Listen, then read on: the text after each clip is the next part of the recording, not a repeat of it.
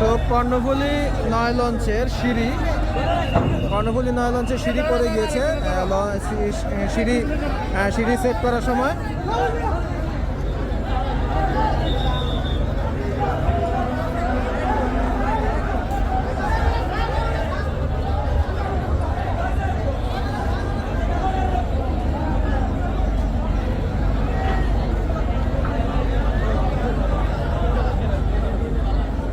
লঞ্চের ইঞ্জিনের ট্রাস্টের জন্য একদম ফেনা হয়ে গেছে।